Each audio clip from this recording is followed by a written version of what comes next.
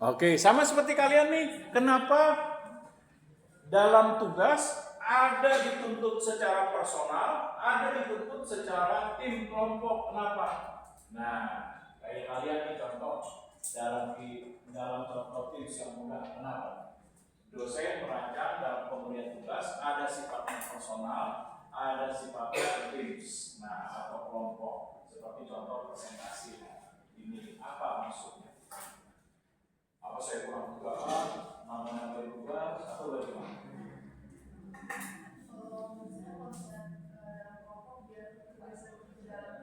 Oke, betul, supaya bisa meningkatkan kerjasama, komunikasi, lalu berbagi peran, tugas dan tanggung jawab. Lalu dengan kelompok apa bisa meningkatkan kreativitas dan inovasi dalam bekerja. Nah, dengan kelompok apa kita bisa mengatasi konflik. Nah, kalau suatu saat ada konflik, wah nggak mau tugas begini, banyak banget cuma dikit, nggak adil. Nah, bagaimana mengatasi konflik dalam tim? Nah, ini dia. Nah, sehingga nanti dibentuklah tim sama seperti perusahaan nih. Kadang kan nggak selamanya pekerjaan selalu dituntut personal, ada kelompok. Kenapa? Karena harus menyelesaikan tugas pekerjaan yang sifatnya menuntut berbagai kemampuan, keahlian, keterampilan yang berbeda-beda, multidisiplin. Contoh misalnya ada proyek pengembangan produk. Nah, maka harus bekerja sama berbagai keuangan, produksi, SDM. Nah, supaya apa? Supaya pengembangan produk baik. Misalnya bagian produksi. Nah, lapor deh, saya mau pengembangan produk. Ini keuangan, keluarin dong. Nah, keuangan bisa menganalisis dengan baik. Nah, nanti bekerja sama dengan pemasaran. Di produknya seperti ini, gimana konsep untuk masalinnya? Nah, kerjasama lagi. Lalu perlu adanya kerjasama seperti tim pengembangan produk. Nanti bagian SDM bekerja sama lagi bagian SDM. Kira-kira tenaga kerja yang terampil untuk berbagai hal, untuk pengembangan produk, untuk produksi, untuk mengelola keuangan dalam program pengembangan produk siapa aja? Nah, ini contohnya. Jadi dalam perusahaan menuntut tim apa? Untuk bisa bekerja sama terhadap kemampuan keterampilan kalian berbeda seperti proyek. Karena multidisiplin. Oke, lanjut.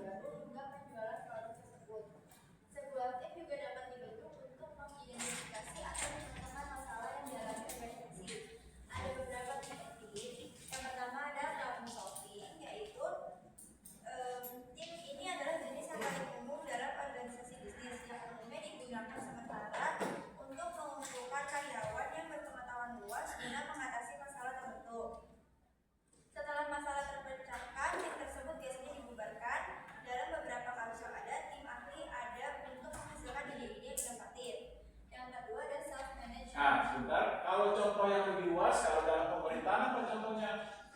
Tim gugus mencari fakta. Misalnya masih ingat waktu berita di SCTV, Metro TV dan RCTI waktu pemerintahan Susilo Bambang Yudhoyono ketika ingin mengungkapkan kejahatan dalam Senturi kan membentuk tim pencari fakta gugus 88. Yang tujuannya apa? Mengungkapkan siapa saja yang melakukan keterlibatan kejahatan terhadap kasus bank Senturi. Nah, ini contohnya.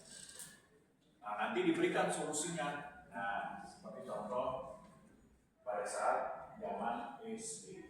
Oke, lanjut. Yang kedua ada self-managed work teams. Tim yang dikelola sendiri adalah kelompok karyawan yang memiliki wewenang dan keterampilan untuk mengelola diri mereka sendiri.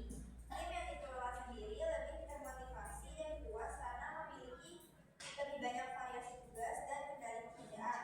Di banyak tim kerja, anggota dirotasi untuk semua pekerjaan yang menjadi tanggung jawab tim. Oke, bentar. Contohnya memang bisa kasih contoh tim self-management, kemampuan dalam tim anggota-anggotanya sudah bisa bekerja dengan efektif. Mereka sudah bisa bekerja dengan menunjukkan hasil dan hasilnya itu bisa menjadi input bagi kelompok yang lain. Nah, ada yang bisa kasih contoh?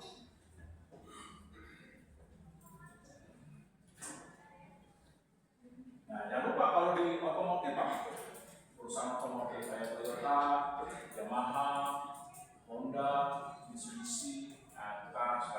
itu self-directed team.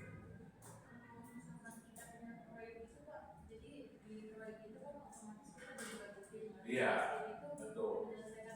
Betul. Contoh kayak tim pembangunan jalan. Nah, sebelum pembangunan jalan turun, kan ada tim studi kelayakan dulu yang turun. Nah, meninjau kondisi tanahnya gimana.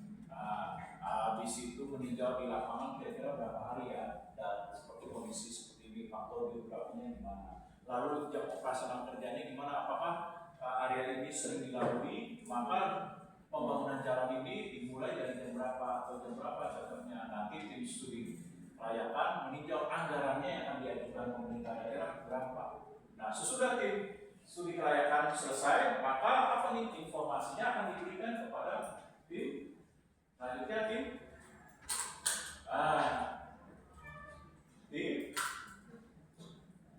pelaksana. Nah, pelaksana di lapangan. Nah, berapa banyak yang harus kita keluarkan untuk mesin apa sih yang bulat yang buat ngalusin jalan? Molen ya, mesin molennya. Lalu untuk rantai jalan itu yang kayak dikendarai. Nah, lalu berapa banyak aspal yang kita butuhkan? Lalu aspal kainnya berapa banyak? Berapa banyak tenaga kerja? Nah, nanti diterapkan dari studi kelayakan. Nah, hasil daripada input dari studi kelayakan, nah akan mempengaruhi terhadap tim pelaksananya di lapangan. Nah, inilah self-directed. Oke, lanjut. Yang ketiga adalah cross-functional teams. Nah, sebentar. Masih ada yang kurang satu selain cross-functional. Apa dulu? Nah, siapa yang bisa?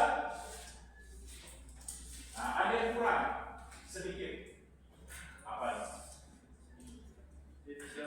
Oh iya, fungsional team. Jadi apa nih fungsional team? Ada yang tahu?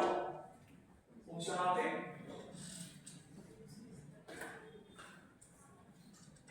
Tim yang dibentuk dengan anggota-anggotanya Pak memiliki berdasarkan kemampuan, keterampilan, dan nilai pekerjaan yang relatif sama. Contoh kalau di kampus apa nih? Tim koordinator mata kuliah bisnis. Ada saya, ada Pak Arton, ada Bu Niken, ada Pak Jupiter, ada Bu Gita, ada Pak Aulia, dan lain sebagainya. Nah, di mana mereka memiliki nilai yang sama, itu Pak mengajar bisnis, pakai buku yang sama, lalu keterampilan dan keahlian dalam penguasaan mata kuliah bisnis yang sama. Nah, kalau cross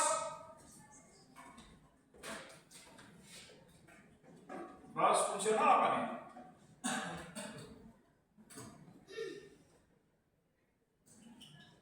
Cross fungsional. Nah, coba. Ya.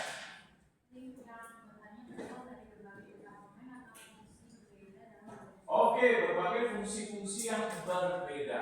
Ada bagian pemasaran diambil 3 orang, keuangan misalnya 3 orang, bagian produksi 3 orang, SDM 3 orang. Nah, ini dia. Berbagai kemampuan keahlian yang berbeda-beda. Oke, lanjut. Nah, ini juga masih ada yang kurang dikit apa nih?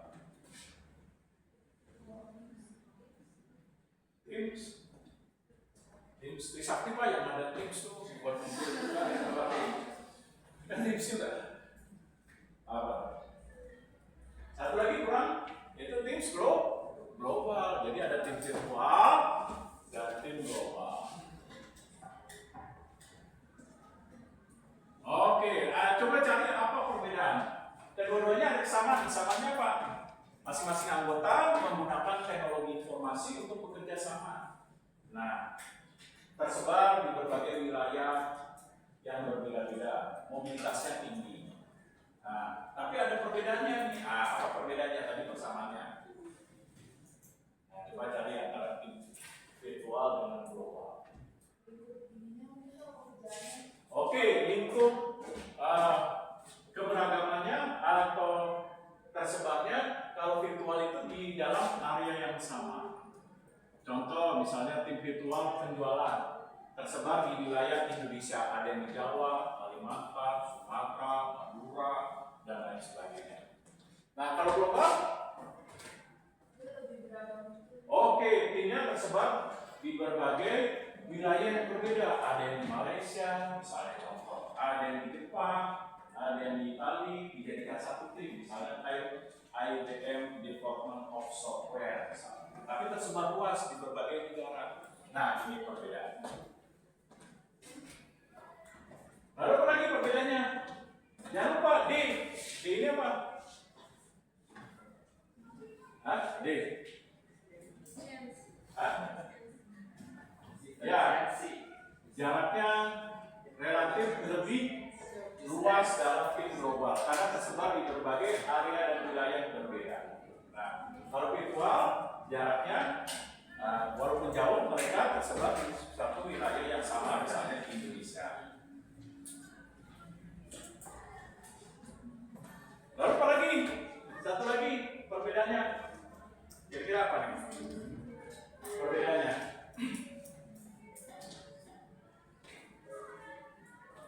Perbedaannya, jangan lupa apa lagi? Di diversity-nya, keberagamannya.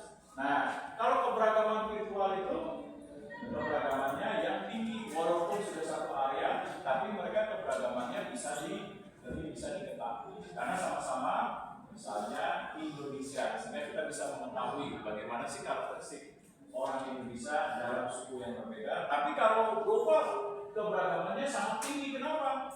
Lebih tinggi atau sangat tinggi dibandingkan virtual. Kenapa? Oke, karena tersebar di berbagai negara yang memiliki keunikan yang berbeda-beda. Nah, ini dia. Contoh keunikan berbeda. Kalau orang Indonesia rapat segala macam selama 20 menit, 30 menit. Oh, wajar, sampai macet nih gua di jalan. Oke, bro, sampai ditunggu. Coba Anda ketemu orang Jepang, kerjasama negosiasi 30 menit kan? Oh, bakal bukan ngomong-ngomong. Gimana sih? Anda dapat komitmen, dapat tanggung jawab, jadi kerjasama bisnis jam 10.30, datangnya jam 11. Nah, ini. Oke, lanjut. Yang terakhir ada virtual games. Dengan hadirnya teknologi canggih dengan teknologi komunikasi, tim tidak lagi harus bertempatan secara geografis. Tim virtual terdiri dari anggota yang tersebar secara geografis tapi berkomunikasi secara elektronik. Selanjutnya ada developing and using effective teams. Ketika sebuah tim pertama kali dikembangkan, dibutuhkan waktu bagi anggota tim untuk menetapkan peran sebagai hubungan kedelegasian tugas dan atribut lain dari tim yang Sama yang saya tuliskan ya. Padahal belum jadian. saat tim matang dia melewati 5 tahap perkembangan. Itu yang pertama ada forming atau pembentukan. Pada tahap pertama, anggota tim diperkenalkan satu sama lain dan mulai mengembangkan dinamika sosial. Oke, tahapan awal itu membentuknya kelompok. Seperti contoh kayak kelompok kalian nih, kelompok presentasi dibentuk 4 orang. Masih pertama-tama masih dari di 5. Ada yang mau berbicara dulu, kita buat yuk tugas kelompok dari Pak Jeffrey mengenai bahas tentang motivasi. Nah, mulai ya. Bagaimana kita bagi tugas-tugasnya seperti ini? Kamu halaman sekian sampai sekian, kamu halaman sekian dan sekian. Nanti kamu PPT-nya bahas tentang sebabnya ini ya. Nah, biasanya harus ada yang memulai dulu faktor pemicu, triggernya. Nah, ketika sudah melewati tahap pertama, baru storming. Jadi apa storming? Terjadi konflik. Nah, dalam kerjasama ini gak buat ikhlas. Gimana sih lu bikin? Gajinya Senin kita mau kumpul, ada aja alasan. Kalau ketemu setiap Senin kita ngerjain tugas, alasannya mengkeren mulu, masalah. Nah, padahal udah segini nggak ngomong-ngomong. Nah, ini dia. Nah, mulai terjadi konflik. Nah, ketika konflik itu sudah bisa diatasi dengan baik, masuk norming. Norming ini apa? Kerjasama, interaksi. Nah, kekompakan peran sudah bisa dijalankan. Misalnya, Vicky sudah mau melaksanakan tugas, ini sudah mau melaksanakan tugas dengan baik pada tim presentasi kelompok. Nah, ini dia. Nah, sudah bisa diarahkan pencapaian kerjanya dan hasil kerjanya. Nah, lalu apa lagi? Joining itu apa? Tim itu tersebut dibubarkan ketika sudah melaksanakan tugas. Nah, dalam pembubaran apa nih yang terjadi kira-kira? Ada rasa kehilangan, ya kita udah bubar nih, padahal kita sudah kompak, sudah kerjasama. Padahal sudah enak nih sama Vicky, dulu alasan kalau tugas kelompok selalu aja alasannya sakit perut lah, mentret lah, sekarang udah enggak nih. Vicky udah rajin ya, sekarang timnya udah mau dibubar. Nah ini ada rasa kehilangan. Oke, lanjut. Selanjutnya, roles within a team. Dalam tim manapun, setiap anggota memiliki peran yang perlu dimainkan dalam membantu tim mencapai tujuannya. Masing-masing peran ini menambah dimensi penting pada interaksi anggota tim. Menjelaskan 3 peran utama yang dimainkan anggota tim adalah: 1. Peran spesialis tugas. Anggota yang fokus pada tugas yang diberikan, menggunakan keahlian mereka dan mendorong tim menuju tujuan objektif. Kedua, peran sosio-emosional. Anggota yang mendukung dan mendorong kebutuhan emosional anggota tim lainnya. Meskipun terdengar kurang penting, peran ini meningkatkan persatuan tim dan produktivitas. Oke, jadi tim harus diarahkan ke 2 bentuk. Pertama, kohesif. Apa sih kohesif? Nah, bagaimana nih kalian misalnya tim tugas presentasi buat supaya kompak kerjasamanya. Misalnya ini sudah ketemu gimana biar kompak, biar kerjasama. Nah, harus dibangun kekompakan, kerjasama, komunikasi. Nah, supaya mendorong yang tadinya malas menjadi rajin berperan. Nah, harus didorong dalam bentuk kekohesifan seperti kerjasama, komunikasi, kedekatan antar anggota supaya kepercayaan timbul dan lain sebagainya. Lalu didorong lagi dengan tax. Apa ini tax? Tax. Iya, artinya apa? Didorong kinerjanya, produktivitas. Vicky, ayo kapan ngumpulin rumah sana aja, sakit perut lah. Ini udah mau deadline nih kapan? Nah, kita tampil. Jangan mendadak gitu. Kerjaannya rumah, alasan dulu, sakit perut, diare lah segala macam. Nah, ini didorong kinerjanya, produktivitasnya, pencapaian sasaran, tanggung jawab, kinerja, dan lain sebagainya. Oke, lanjut next. Udah habis? Situasi udah tadi saya bahas. Nah, kalau konflik, namanya tim kan namanya konflik. Nah, suatu saat misalnya Vicky nggak senang, kalau nggak ngaku aja supaya rajin segala macam, suruh biar terlihat hebat di depan sendiri lu, gampang banget tuh, suruh kumpul tepat waktu segala macam. Nah, mudah-mudahan di sini enggak, tapi ada kumpul di sini. Nah, gimana kalau menghadapi tersebut misalnya kalian teman, nah ada yang namanya teman kan ada sifatnya malas. Nah, bagaimana menghadapi itu? Udah sok-sokan, ketemu lah kita segala macam. Lu pengen dibilang hebat, mau Dewi, langsung mau, nah timbul konflik masalah. Nah, gimana mengatasi? Iya, bisa dengan berdua atau memfasilitasi komunikasi, ada mediator supaya menengahi. Nah, lalu apa lagi? Bisa dengan melakukan negosiasi. Nah, atau kalau masalahnya sangat berat, sulit, berkaitan dengan hukum, berarti apa nih? Bisa dengan arbitrase. Nah, lalu ada cara yang lain. Kalian cari, ada yang avoiding, compromising, ada collaborating,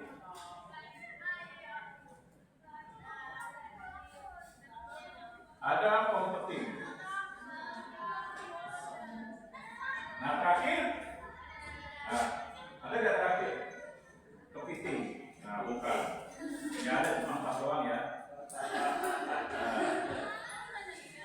Oke. Kita bahas opini ini apa?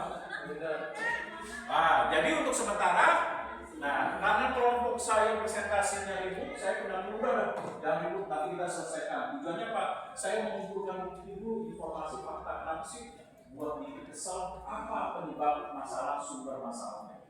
Nah, ketika saya sudah mengumpulkan, maka cara kedua kompromising. Ya sudahlah, daripada ribut, emang karakternya begini, kalau tugas kelompok alasannya banyak, udah berkompromasi. Itu apa tugasnya dikurangi. Nah, ini dia. Collaborating, apa nih collaborating? Iya, kolaborasi. Ya sudah, Wiki, kamu ahlinya mana? Coba saya ahlinya terjemahin, ya udah terjemahin nanti analisis saya. Nah ini berkolaborasi. Nah terakhir yang penting bersaing. Oh, udah daripada dimales, lu selesai dah. Coba lu pengen tahu kemampuannya lebih baik gak dari suami. Nah, suami itu begini. Nah, masa tugas selalu bilang yang parsok disuruh kumpul susah. Nah, diadu bersaing mana yang terbaik. Nah, sabar ya Neng.